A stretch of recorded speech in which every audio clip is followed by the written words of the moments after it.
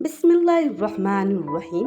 দেশ ও দেশের বাহির থেকে যে যেখান থেকে আমার ভিডিওটা দেখছেন সবাইকে জানাই আসসালামু আলাইকুম। আশা করি আল্লাহর রহমতে সকলে অনেক অনেক সুস্থ আছেন এবং ভালো আছেন। আজকে আপনাদের সামনে ছোট্ট একটি ভিডিও নিয়ে হাজির হয়ে গেলাম। বাবার পছন্দের ছোট মেয়ের হাতের পায়েস রান্না। প্রথমে আমি পায়েস তেমন একটা খাই না, মিষ্টি জাতীয় তেমন একটা খাবার আমি খাই না। তারপরে আমার আব্বা বলতেছে এখন আমাদের ওখানে দুধ অনেক সস্তা পাওয়া যায়, সস্তা মানে কি অনেক কম দাম, মানে 70 টাকা 80 টাকা কিলো হয়। তখন আমি বলতেছি কি তাহলে আমি তো কখনো পায়েস রান্না করি না, আমাকে বলতে তা পায়েস রান্না করার জন্য বলতেছে, মানে আমি বলতেছি কি তাহলে অল্প করে দুধ আনো, তারপরে আমি ট্রাই করব যেটা আমি পারি কি না। এসে আব্বাই 5 কিলো দুধ এনে দিছি। এই 5 কিলো দুধের মধ্যে মানে আমি 1 পা চাল দিছি, এরকমই আর একটু কম চাল দিয়ে আমি পায়েসটা রান্না করছি। আর তখন মা আবার কি করলো, সকাল সকাল গ্রামের মানুষ যা করে, আমার মা মনে করেন অনেক ধান সিদ্ধ করে চাল বানায় ড্রামে ভরে রাখে। কিন্তু আমরা যখন ঢাকাতে থাকি না, 1 বস্তা করে চাল কিনে এনে রাখি, আবার খাই আবার আনি না, এটা কেমন যে লাগে। কারণ ছোটোবেলা থেকে আমরা দেখে আসছি, আর যেহেতু আমরা ঘরের ধানে চালের ভাত খাই, অথচ মানে এরা সিদ্ধ করে 1 বছর এটা সিদ্ধ করে একবারে রেখে দেয় এরকমভাবে। তখন মা আবার সকাল সকাল চাল ঝাড়তাছে, আমি এটারও একটু ভিডিও আপনাদের সামনে শেয়ার করলাম। আর এই যে আমি পায়েস রান্না বসে গেছি, তখন এখানে আমি আবার ভাবিকে জিজ্ঞেস করতেছি, ভাবি 5 কিলো দুধে কতটুক চাল দিব? মানে আমি তো ভাবি বলতেছে এত কটা চাল দাও, মানে আমারে বলতেছে আরো কম দাও। না মা বলে কি ঠিক আছে, এসে চাল দিয়েছি আর মা পরিমাণ মতন লবণ দিয়েছি, অনেকক্ষণ তো চালছে। মানে আমি কই কি আমি যে পায়েস অনেকে রান্না করে লাল হয়, লাল হয় নাকি পায়েস। মানে বলতেছি কি তুমি যদি 10 কিলো দুধের মধ্যে 1 পা চাল দিতা, তাহলে ওটা জাল দিতে দিতে দিতে দোর কালার একটা হিসাব পড়তো এমকো এ নিকে। মানে তারপর না আমি লাল করার লেগে একটু ক্যারামেল মানে বানায় তারপর একটু হালকার উপরে দিছি, একটু হালকা হালকা লাল দেখা যায় অনেক সময় এরকম করে না, ওইটা দেখতেও সুন্দর, খাইতেও অনেক মজা।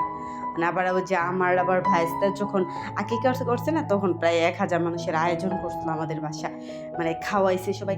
তখন ওই পায়েসটা না অনেক মজা হয়েছে, মানে আমার ওই পায়েসটা খাইছে ওটার কথাই মনে আছে।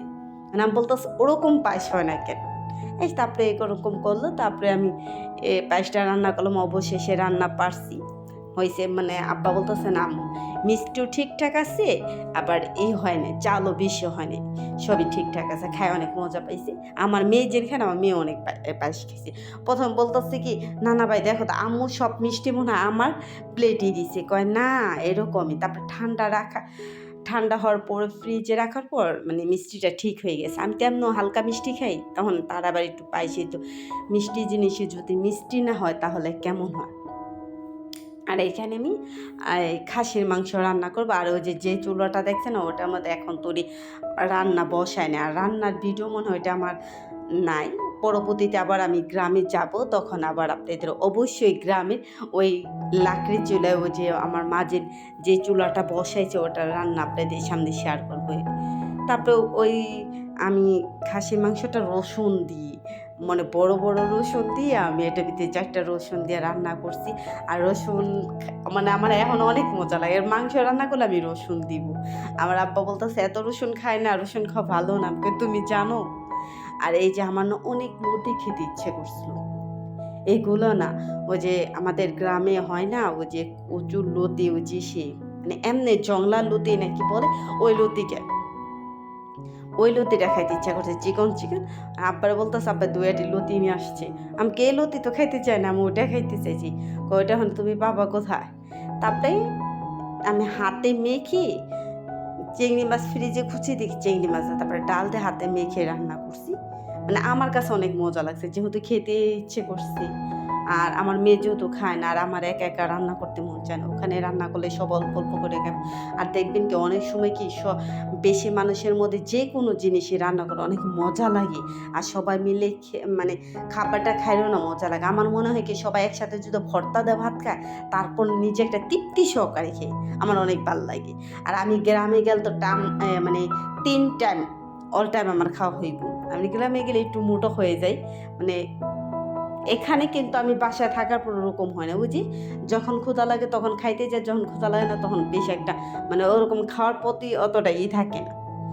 আর এখানে ভাবি ওই তেঁতুল দিয়া আম মাখবো এই করে, আর ভাবি প্রতিদিনই আম মাখা করছে, আর আমার মেয়ে অনেক আম মাখা খাইছে। আর আম মা খাইলেই আমার মেয়েকে ডাক দিব, আয়াত আসো আম খেয়ে যাও, আম মাখা খেয়ে যাও। আর ভাবির হাতে এখন তেঁতুল দিয়ে আম মাখা, তারপরে লেবু পাতা দিয়ে এখন দেখতেছে, এখন আমার খাইতে ইচ্ছা করতেছে। মানে আমি বলতেছি, দেখেন ভাবি এখানে খাইতে মন চাইব না, অথচ ঢাকায় গেলে না ঠিকই খাইতে মন চাইব। কথাটা ঠিক, এই যে এখানে আসছি ওখানে যদি একটু মাখাই গিয়ে যদি খাইতাম। তারপরে এখানে ভাবি আবার করছে, আবার ভাবির হাত অনেক ব্যথা, ভাবি বেশিরভাগ কসলেই করতে পারে, মানে আম ভর্তাটা বানাইতে পারে। তারপরে আম ভর্তাটা অনেক মজা হয়েছে, ভাবির হাতে খাওয়ান বলতে কথা। ননদদের জন্য আম ভর্তা বানাইছে, ননদের জন্য আমরা সবাই খাইছি, নাম হয়েছে আমার। তারপরে আম ভর্তাটা, আর আমার মেয়ে তো রেগুলার আম ভর্তা খাইছি, যখনই মন চাইছে তখনই গাছে থেকে আম ছিঁড়ে এনে ভর্তা বানাই খেয়েছি। আমাকে তুমি এত টক খাইতেছো কেন? আর সবাই একসাথে আম ভর্তা খেতে কিন্তু অনেক মজা লাগে, আর গরমের ভিতরে দুপুর টাইম, আর বেশিরভাগ কি দুপুর টাইমে আম ভর্তাটা খাওয়া হয়েছে। আর দেখেন তো আম ভর্তা খেয়ে এটা হইতেছি, আমার মেয়ে বলতেছি একটু একটু দৌড়ো, সবাই একসাথে আমরা একটু করি, মানে তারই শেষ নাই। ওর মন মতলবই, যখন ওর মনটা ভালো থাকে তখন ভিডিও করবো, আর যখন মন ভালো থাকে না তখন ভিডিও করবো, আজ আর করলো না।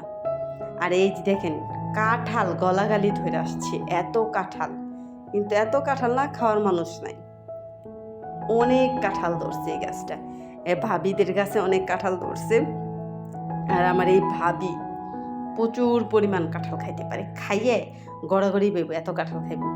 আর এটা বলেন তো কি, এই যে আমারে আপনারা প্রায় সময় রান্না করতে দেখে আমি সরিষার তেল দিয়ে রান্না করি, অনেক সময়কে আমি খাঁটি সরিষার তেল দিয়ে রান্না করি, আবার বলি আমার মায়ের হাতের মানে খাঁটি সরিষার তেল, এগুলো আমি কিন্তু অনেক সময় অনেক ভিডিওতে বলি। কী কারণে বললাম, এই দেখেন এগুলো কিন্তু আমার মা অনেকভাবে কষলে এগুলো ধুইছে, আর এত ময়লা বাইর হয়েছে পানির ভিতরে, ভাই আপনাদের আমি কি বলবো। মানে আর আমরা যারা এমনি অনেক সময় মেলে থেকে সে কিনেন, তারা কিন্তু তো পরিষ্কার করে না, দেখেন পানিগুলি কি কালো, প্রত্যেকটা পানি অনেক কালো, এভাবে কিন্তু তারা পরিষ্কার করে কিন্তু করে না, তেলটা দেয় না। আর এই তেলের সাথে তো চলে এটা, আমাদের মনে করেন তেল ভাঙায় বছর হয়ে যায়, মানে যে পরিমাণ তেল করে একবার একটু কষ্ট করে নিলে মনে করেন বছর করে তারা খাইতে পারে।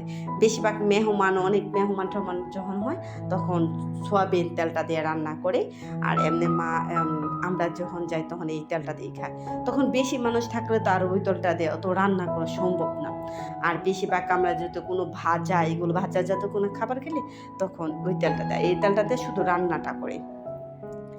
ভালো করে এগুলা কষলে ধুইছে, ধোয়ার পরে একটা না এমন 3-4টা রোদ দিতে হয়, অনেক কষ্ট করতে হয় এগুলা। আর দেখেন কি সরিষাগুলি রোদ্রে দেওয়ার পরে কি সুন্দর লাগতেছে, অবশ্যই আমার কমেন্টে বলবেন এটা কি সরিষাতে রোদ্রের পরে কালারটা খুব সুন্দর না?